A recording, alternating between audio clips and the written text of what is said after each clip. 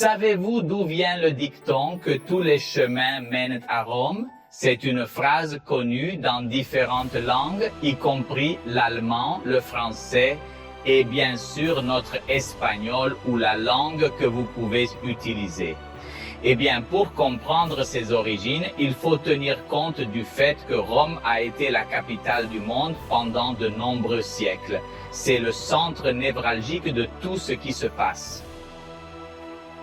Sur cette planète, en particulier entre 27 avant JC et 476 après JC, lorsque nous disons que toutes les routes mènent à Rome, nous faisons référence à un réseau de routes qui n'est pas du tout petit.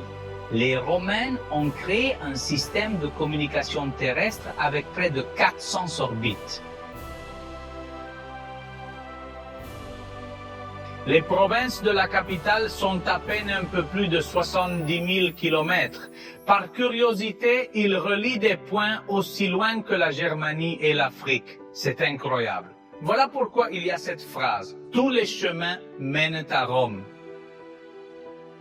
De nombreux historiens croient que l'origine de cette expression est également le Milarium Aerum, un monument érigé par l'empereur Auguste dans le Forum romain en 20 avant JC.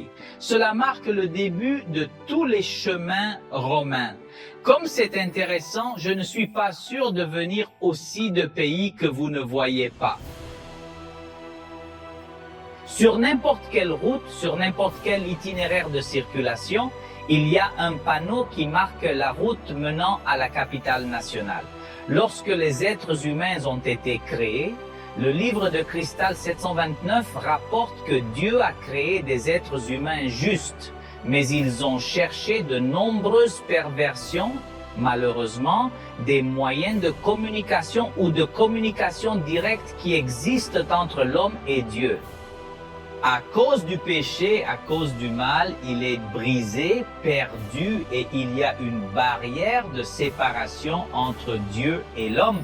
La violation de la loi de Dieu, de la loi de l'amour, fait que cet obstacle, cet écart devienne très grand, entraîne la souffrance et le résultat est la mort, parce que le prix du péché est la mort. Mais il y a une bonne nouvelle. Notre Seigneur Jésus-Christ a-t-il restauré les relations humaines perdues par le péché? Jean 14, verset 6 dit « Je suis le chemin, la vérité et la vie ». Personne ne viendra au Père sans moi. Jésus a ouvert une voie de fuite, ou plutôt Jésus a ouvert à nouveau le moyen de communication entre nous et le Créateur. Jésus est le pont vers le Père, la solution. Il n'y a pas d'autre chemin entre toi et Dieu, ni d'autre médiateur. Notre Sauveur le sait bien. Jésus est venu dans ce monde, quittant son trône, quittant son palais céleste, né, impuissant et mort sur la croix pour nos péchés. Personne ne peut aller au Père. Il ne fait aucun doute qu'à travers notre culture, à travers nos coutumes, il a une fois de plus lié la terre au ciel.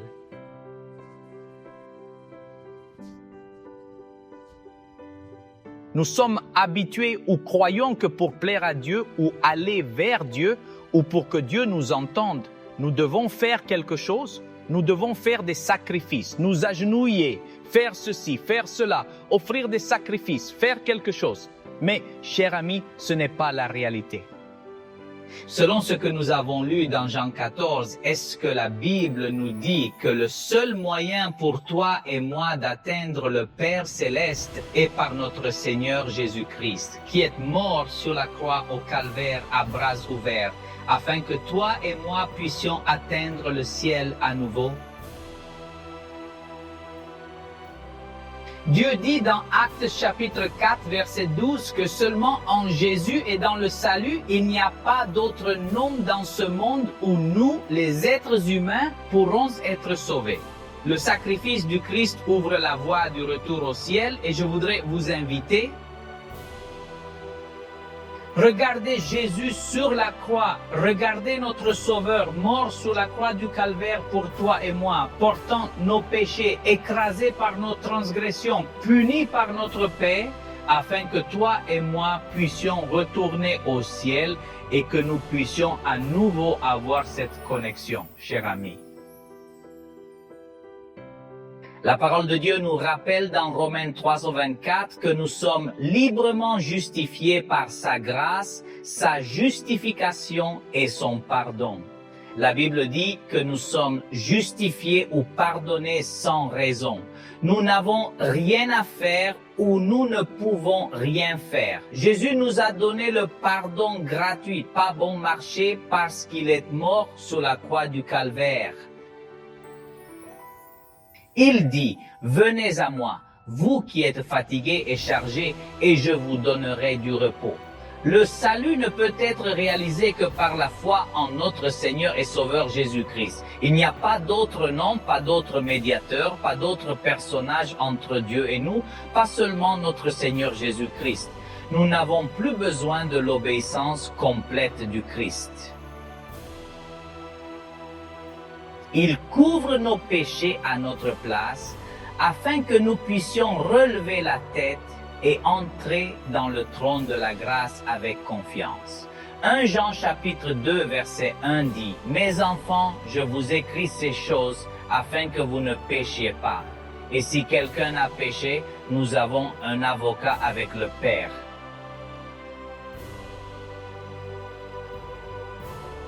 Le juste Jésus-Christ. Jésus est votre avocat, cher ami, et il nous invite à ne pas pécher. Mais si quelqu'un pêche, nous avons un avocat. Dieu a fourni des solutions pour ce monde et pour l'humanité, et nous sommes en route vers la destruction. Mais lorsque le Christ vient accomplir ce plan de salut, il nous donne encore une fois le salut par son mérite et son sang précieux. C'est pourquoi il y a une invitation dans Ésaïe 118 où Dieu dit « Venez, venez ». Et alors le Seigneur dit « Comprenons ».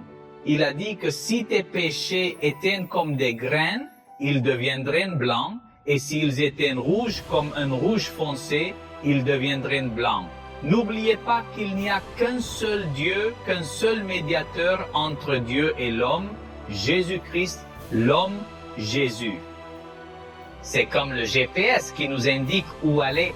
Tous les chemins mènent à Rome, mais il n'y a qu'un chemin de retour au ciel, et c'est notre Seigneur Jésus-Christ. Je vous invite à le recevoir aujourd'hui, à venir vers lui et à le chercher, car il a tout fait pour vous, pour obtenir le salut et le pardon.